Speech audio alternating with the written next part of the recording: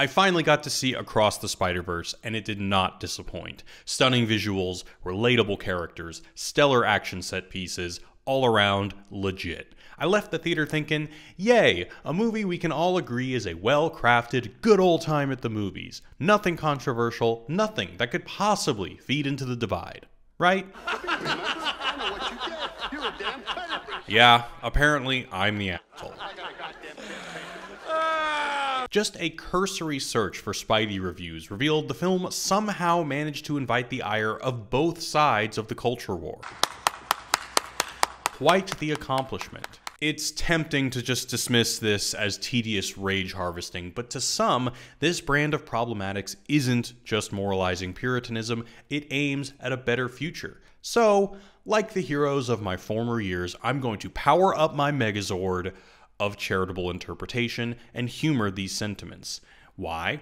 Well, I think there's a kernel of truth in both controversies that can speak to the way we consume art, our present ideological condition, and what we can expect from beyond the Spider-Verse. Let's start with the first issue. Think pieces abound accusing the film of spreading copaganda, which is exactly what it sounds like, painting cops in an excessively positive light. Both Miles and Gwen's dad are portrayed as good cops, not corrupt or excessively violent. They seem to have the best interest of the community at heart, and there's no indication they're in cahoots with any villains. In a Daily Dot article that bemoans this ideological transgression, the writer admits that the film acknowledges the imperfections with American policing when Gwen's dad is dubbed one of the good ones. You're a good cop, Dad. Despite this, the film as a whole is still not sufficiently in line with the narrative approved by the vanguards of social progress. Why are these kinds of hot takes everywhere? Why is it fashionable to incessantly nitpick, to sniff out anything that could hypothetically reify depressing facts like police corruption? Why insist that fantasy conform to political realities? Is it because people download their worldview from Hollywood and so media must be treated as civic education? Or is it just self-aggrandizing hypermoralizations? Well, since I've morphed into my Megazord of charitable interpretation, I'm going to say no. These hot takers are not aspiring propagandists. Rather, it may be due to an unfortunate mutation in our understanding of art. How can Coco make us blubber like an infant, even if we've never lost a family member or have no connection to Mexican heritage? How is it that we feel the palpable resentments of Walter White, even if we've never been middle-aged, cancer-ridden, or underemployed? Because good art renders the universal in the particular. This means we can watch a movie or read a book, whatever, about individuals and derive something that speaks not just to their particular circumstances, but to universal human experiences. For example, Miles' father in Across the Spider-Verse. There are many universals to be derived from him, such as sacrifice for family, as he's shelling out big bucks so Miles can attend private school, or uncertainty, should he be more firm in disciplining Miles, even if it drives him away? Or fear of losing his son due to those very sacrifices, as Miles considers going out of state for college.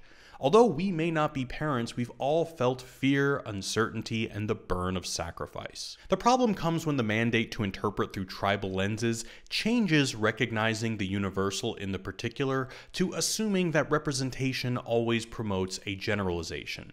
That portraying a single cop doing good suggests that all cops are good, or that representing an individual doing something that runs parallel to a stereotype essentializes the entire group that individual is a part of. In short, identity politics inverts this precious understanding of art. Instead of recognizing the universal in the particular, we universalize the particular. Instead of abstracting what we have in common from a particular scenario, we assert that the particular represents an entire group. Now, how did this happen? Well, progressive politics is kind of a cluster at the moment, but I think it went something like this. Progressives got disillusioned with universalism because it too conveniently enables injustices along certain lines, whether it be race, gender, or civilian status, to go unacknowledged. And that's true. Previous claims to universalism may not have been as universal as claimed, and so the call to consider other historically marginalized perspectives is an important one. But this goes awry when we go so far as to dismiss universalism as such, not just be critical of inadequate attempts to achieve it. When in the name of ensuring a plurality of voices are heard, we prescribe a single universal position that dictates groups only be depicted in quote approved ways. This kind of dogmatism does exactly what it seeks to defeat. It just re-essentializes.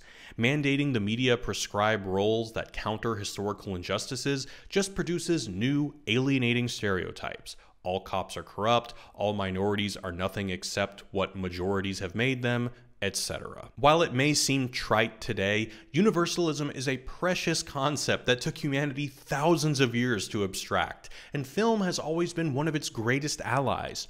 Landmark theaters used to have as their motto, "The language of film is universal," a sentiment that was a huge factor in my love affair with cinema.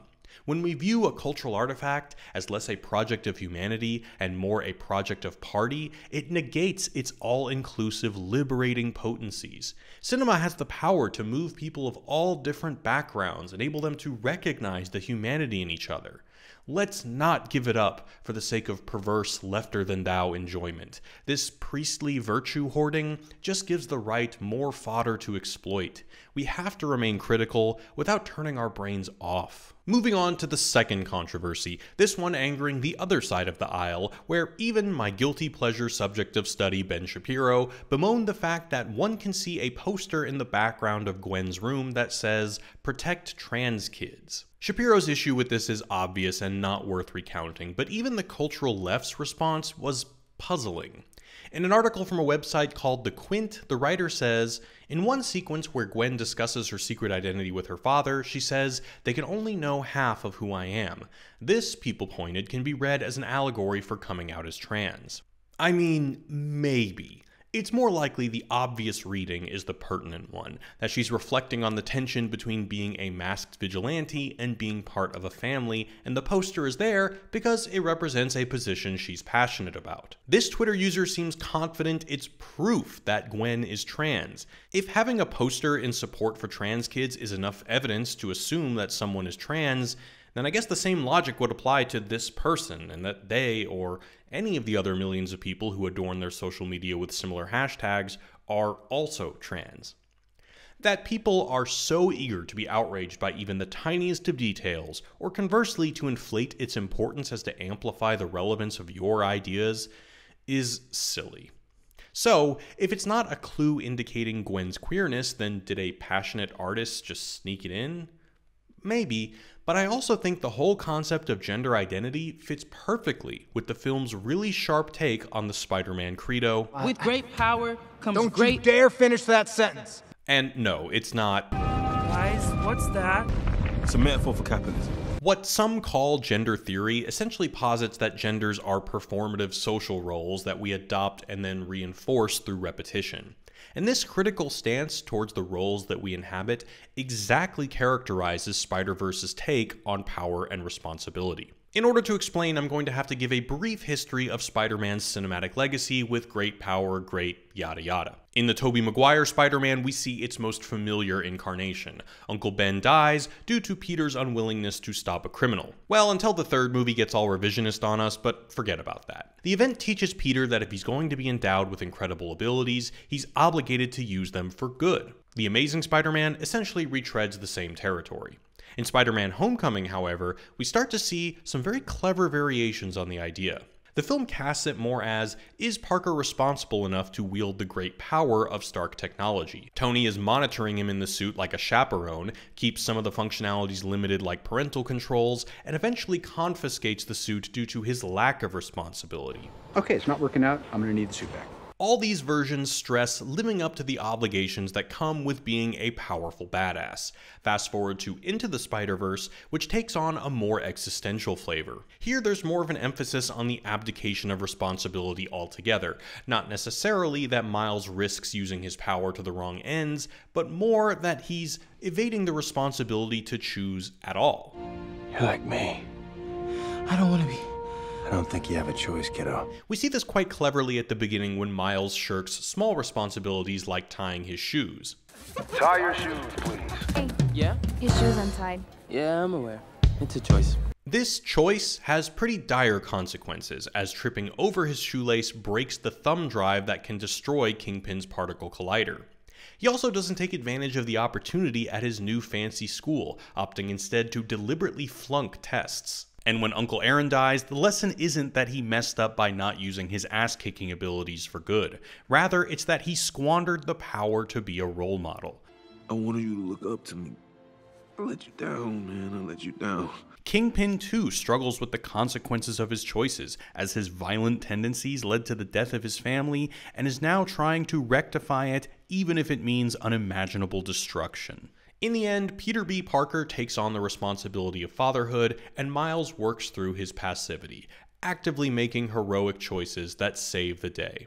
Okay, sorry for the backtrack. So we backtracked a tad! Let's get into Across the Spiderverse, which develops this preoccupation with choice by focusing on the ways we evade responsibility. In fact, the foundation for this take is played out in this seemingly inconsequential scene. And my job is to capture your person's universe on this piece of paper. That's blank. Exactly. I have no idea who this kid is. I don't know if he knows. He's got to decide if he's going to commit himself to his future. Basically, the onus is on Miles to make choices and commit to them with the full knowledge that these choices will define him and his future. But that kind of pressure can be pretty stressful, right? Freedom hurts. Well, midway through the movie, Miles is confronted with a foil to this logic in the form of Miguel, the Spider-Man from Earth 928B, who attempted to replace a dead version of himself in another universe so he could live with a family. He tells Miles that the stability of the Spider-Verses are dependent on what he calls canon events, key occurrences that, in Miguel's logic, make up a Spider-Man. In each universe, someone gets bitten by a spider, some kind of parental figure dies, and if these canon events are prevented, the multiverse risks catastrophic breakdown. However, doubt is cast on the validity of this claim. Do you know for certain what happens if he breaks the canon? And regardless, Miles is hell-bent on rejecting it to save his dad. And I think this tension between Miles and Miguel will serve as an interesting development in the series' take on responsibility. What Miles will ultimately have to combat is the notion that we are nothing but the worst thing that has happened to us. Bad things are gonna happen. It makes us who we are. That we have this tendency to cling to our trauma, to fetishize it, to take a perverse pleasure in the renunciation of happiness so that we can lean on it to define us. He will disprove the logic of canon events, that metaphorically our traumas stabilize our identities. Miguel, so thoroughly scarred by seeing his daughter killed by the breakdown of the universe, has let that event define him and the entire idea of Spider-Man in general. Being Spider-Man is a sacrifice. That's the job. But contra the notion that Spider-Man is a sacrifice, or anything in particular at all, Miles' journey will assert that it's not the things that happen to him that makes him Spider-Man. He gets to choose what it means to be Spider-Man. Everyone keeps telling me how my story is supposed to go. Nah, I'm gonna do my own thing. It's all too tempting to validate your resentments by relenting that the world acts on you and creates you. It's another way of evading responsibility. In the end, we are responsible for who we become. Like philosopher Jean-Paul Sartre said, we are radically free to decide, including to move past our past. I predict that in the third installment, we will see either Miguel's fixation on bygone events destroy him, or Miles redeem him by helping him transcend the weight of the past and save the multiverse without relying on canon events. This is also foreshadowed in the scene with Miles and the counselor. Miles has a great story to tell. Having a story at all seems gross. Your name is Miles Morales. Correct. You grew up in a struggling immigrant family. Having a story seems gross because it can be a form of what Sartre called bad faith, a kind of choosing not to choose. Rather than defining ourselves through our actions, we outsource the decision-making to our past. We let the world's actions on us make decisions for us. And if I had to guess, this is what Miles will have to convince Prowler Miles of in the third installment. Scarred by the unjust death of his father, Prowler Miles, like Miguel, will justify his turned villainy through the injustice of his father being taken from him. Another way we find creative ways to evade responsibility is by leaning into our social roles. Sartre describes a waiter who is overly formal and mechanical in his actions while serving customers. The waiter acts as if he's completely completely absorbed in his role, adopting a false sense of self. The idea is that individuals often play roles and adopt inauthentic identities to escape the anxiety and responsibility associated with true freedom. Maybe he only speaks in professional platitudes like, "May I take your order?" or does waiter things like cleaning tables even when they're already clean. We see this with Gwen and her father. When he discovers she's the spider vigilante he's been pursuing, Gwen begs him to stop letting his job determine his decisions. Can you just not be a cop for a second and be my dad here and listen to me? Toward the end, Gwen's dad takes responsibility and stops leaning on his role as a cop. He quits and owns up to his freedom to choose. Because I quit being captain, this whole thing doesn't matter anymore. Overall, both Gwen and Miles struggle with the responsibilities of their roles, whether their duty as Spider-Man should supersede their duty as members of a family. Spot is also an interesting element to the equation. Contra Miles, who was granted a role via a scientific accident, Spot was robbed of one, making him a kind of blank slate, desperately grasping for a role. In this case, as Spider-Man's arch-nemesis. Am your nemesis. You are not. Because, like Miguel, he leans on things that have happened to him to motivate his choices. This is why his attempt to rob the ATM machine in the beginning is so awkward. He's clumsily trying to fill the role of the vengeful arch-nemesis that he undoubtedly read about in comic books. Sir, please just let me rob you. Miguel tells Miles that he wasn't meant to be Spider-Man, that since an accident, a violation of canon events, led to his powers, he is therefore illegitimate. I'm Spider-Man. You're a mistake! But that's kind of the point. Is it the fact that a spider was misplaced and bit him that makes him Spider-Man? Is it that a father figure died in his arms that makes him Spider-Man? Or does Miles get to decide who Spider-Man is through his choices? Spider-Man is defined by what Spider-Man does to the world, not what the world did to Spider-Man. So maybe, just maybe, the poster to protect trans kids wasn't put there to brainwash your children. Maybe it wasn't a super cool fan theory Easter egg hunt OMG lore drop indication that Gwen is trans. Maybe it was put there because it fits nicely with the film's exploration of social roles, how we lean on them to define us, and how it's ultimately up to us to look past the ones the world presents us with and create ourselves with full responsibility for the ramifications. Okay, charitable analysis Zord deactivated. So you're probably thinking all of this speaks to the necessity of responsibility, but where does the great power factor in? Well, I hear you on that, and I have an answer that risks being a little schmaltzy, but I kind of buy it. This more universal take on responsibility is appropriate for the most cosmopolitan Spider-Man, not only on a racial level, but on a multiversal level, one that doesn't even necessarily require great power to apply, because the great power lies in each of us to become the best version of ourselves. Aww. Yeah, go ahead and barf. Hey, if you appreciate the content, please consider supporting the channel by going to my Ko-fi page by clicking the link below. Be sure to follow me on Twitch where I'm playing Lies of P, join the Discord and nerd out with the community. Links are in the description, and as always, thank you guys so much for watching. Peace.